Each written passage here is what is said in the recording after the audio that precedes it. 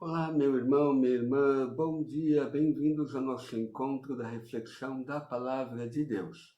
Hoje, segunda-feira, dia 4 de janeiro de 2021, é do tempo do Natal depois da Epifania. E espero que esse tempo maravilhoso, que ainda nos dá o Senhor a viver, ainda do tempo do Natal, ajude você e a mim neste dia. Por isso espero que a liturgia de hoje seja uma palavra de consolo, de ânimo e tudo. Por quê?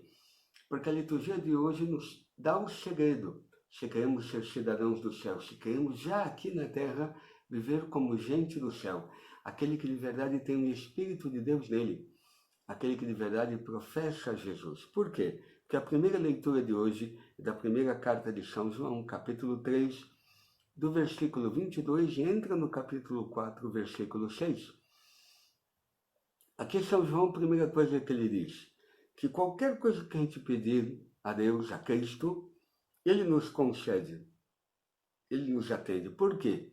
Porque a gente guarda os seus mandamentos e fazemos o que é do seu agrado. Mas por que São João diz que ele nos atende se às vezes a gente pede e parece que ele não dá aquilo que a gente pede? Porque aquilo que eu deveria pedir é tudo aquilo que me ajuda a viver aqui como cidadão do céu, não viver do mundo, das paixões, das minhas vontades, dos meus desejos, mas pedir coisas que me ajudem a ser cidadão do céu. E ele me atende. Por isto, o mandamento dele, qual é o mandamento que me ajuda, não? Porque diz, me ajuda que ele atenda os meus pedidos. Aqui de São João, porque a gente guarda os mandamentos dele. E qual é o mandamento dele? Que creiamos no nome do seu Filho Jesus Cristo e amemos uns aos outros. Crer no nome de Jesus é crer que Cristo é o Messias, é o Salvador. Não esperar salvação de outro lugar, nem da política, nem do dinheiro, nem do afeto, não. A minha única salvação, libertação é Cristo, que me liberta deste homem velho, este homem da carne, vendido às paixões, aos desejos, às idolatrias do mundo, e viver em Deus. Este é aquele que vive. E que, como que eu sei que já começa a experimentar essa libertação, esta salvação que veio nos dar Cristo, se eu amo o outro? Se eu não amo o outro, se eu não perdoo, se eu não fico guardando mágoa, rancor, como que de verdade Cristo me salvou, Cristo me libertou? Esse é o mandamento que ele nos deu, acreditar no Filho e amar aos outros, não? Eu espero que nos amemos. Quem guarda os seus mandamentos permanece com Deus e Deus com ele. Eu espero que de verdade permaneçamos em Deus, se estamos no amor. E por isso, aquele que permanece, não em Deus, vive do Espírito de Deus. E como que eu sei que vivo do Espírito de Deus? Porque diz São João, cuidado.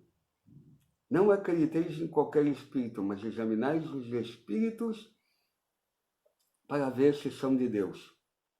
Pois muitos falsos profetas vieram ao mundo. Aquele espírito humano que me engana com ideologias, dizendo, olha, a felicidade está aqui, e que me afastam de viver segundo o Evangelho, segundo os mandamentos de Deus. Parece uma verdade, parece algo que me dá vida, que me dá felicidade. Mas se eu não vivo segundo aquilo que Cristo me ensinou, então eu estou vivendo outro espírito. Me perdoem a expressão espírito de porco, não? Que vive segundo a barriga, comer, a gula, as paixões, viver dos prazeres, da vontade de passar bem aqui, de não ter sofrimento, de gozar esta vida. O Espírito de Cristo, se ele mora em mim, se eu vivo desse Espírito, não do Espírito do mundo, eu renuncio a mim mesmo, tomo minha cruz cada dia. Aquele que quer ganhar a vida tem que estar disposto a perder a vida neste mundo, nos ensinou Jesus. Aquele que quer de verdade ter a vida eterna nele, ama, perdoa.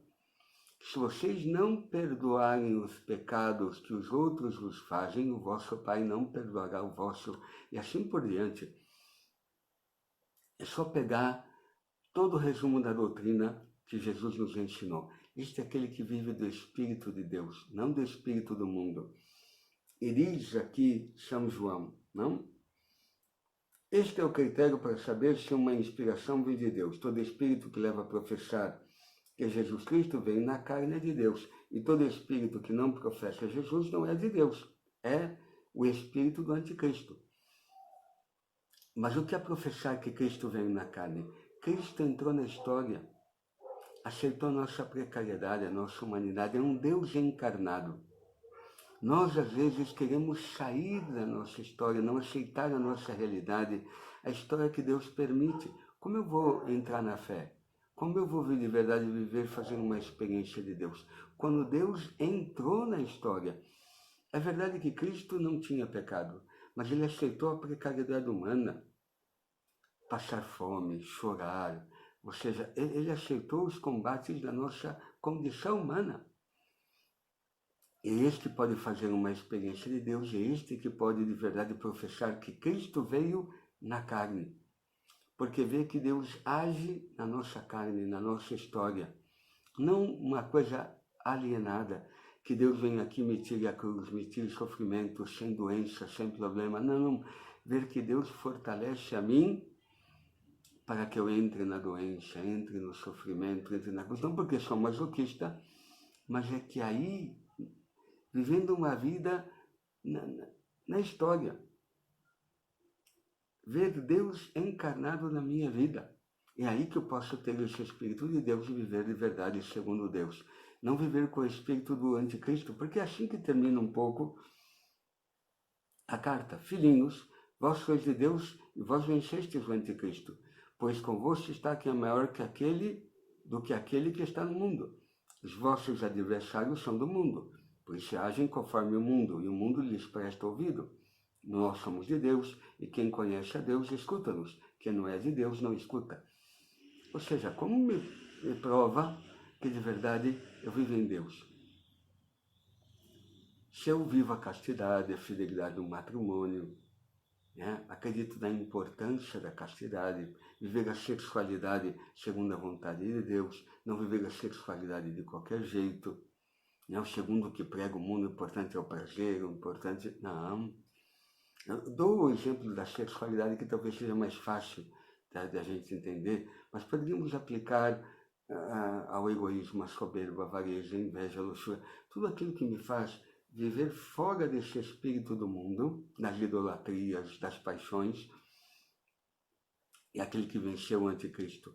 Se eu estou ligado ao mundo, por isso Cristo vai dizer no Evangelho, quando fala a Pedro, quando entrega as chaves, tudo que ligardes na terra será ligado no céu. Quando uma pessoa fica ligada à terra? Porque ela quer viver aqui, das vontades, das paixões, das idolatrias.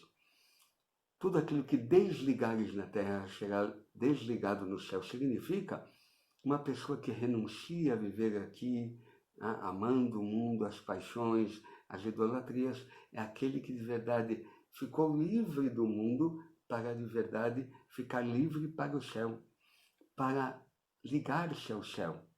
E eu espero que o Senhor de verdade nos ajude a viver desse Espírito de Deus, não do Espírito do mundo. Porque o Evangelho também vai um pouquinho nessa linha hoje. É do Evangelho de São Mateus, capítulo 4, do versículo 12 ao 17, aí pula, pega o versículo 23 até o versículo 25.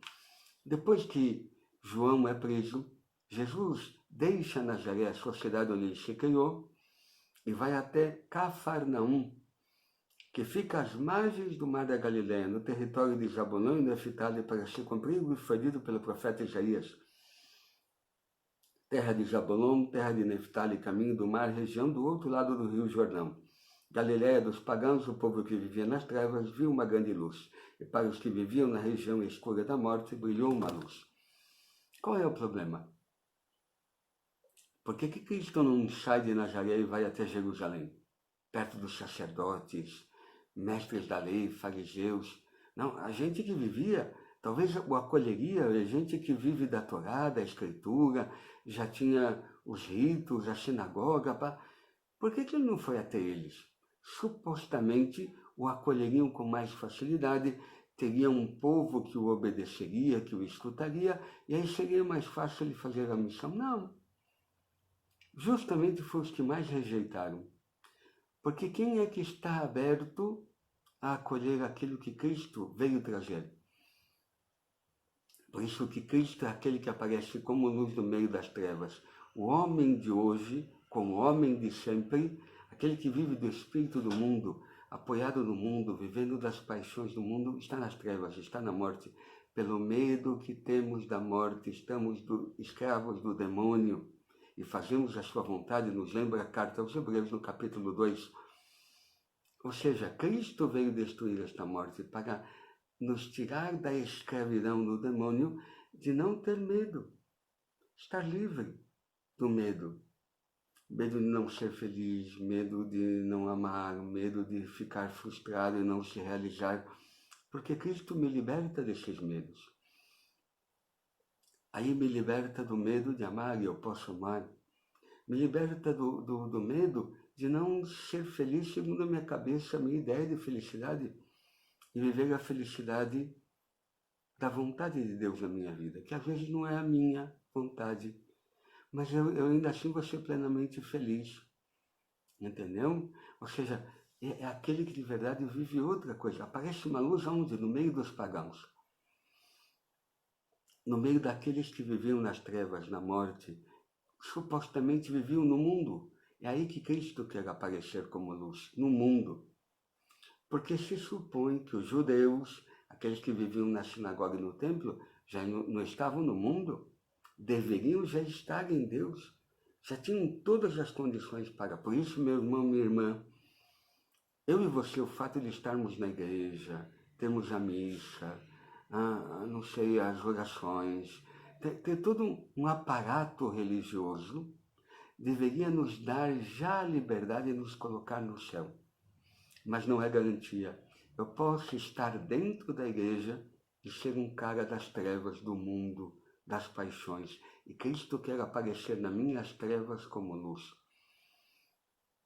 O fato de eu ter todas as condições religiosas para poder fazer a vontade de Deus ainda não significa que faço. Tenho que morrer as minhas paixões, desejos, vontades, idolatrias, para viver de fato em Deus. Né? Por isso aqui, termina o Evangelho dizendo que vinha gente da Síria, de um monte de lugar, e Jesus curava toda doença e enfermidade. Curar toda doença e enfermidade é símbolo do mal, da morte, do pecado, da escravidão. Isso é que é o mal. O que é o mal? Viver o egoísmo, viver no ódio, viver na mágoa é o mal. Figura de toda a enfermidade, de toda a doença. Cristo vem nos curar a doença da alma para nos fazer livres, para de verdade tirar de nós o medo da morte, da escravidão e viver em Deus. Eu espero que o Senhor de verdade nos dê essa liberdade, ilumine a nossa vida para vivermos hoje como cidadãos da luz, cidadãos do céu. Gente que de verdade Deus em Cristo nos libertou para as coisas, para o seu Espírito, para viver como cidadãos do céu. Por isso farei a oração coleta da missa de hoje, que espero que a celebração de hoje ajude a você e a mim. Oremos. Nós nos pedimos, ó Deus, que o esplendor da vossa glória ilumine os nossos corações, para que, passando pelas trevas deste mundo, cheguemos à pátria da luz, que não se extingue. Por nosso Senhor Jesus Cristo, vosso Filho, na unidade do Espírito Santo. Amém. O Senhor esteja convosco, Ele está no meio de nós. Abençoe-nos o Deus Todo-Poderoso, Ele que é Pai, Filho e Espírito Santo. Amém. Até amanhã, meu irmão e minha irmã, para neste nosso encontro da reflexão da Palavra de Deus.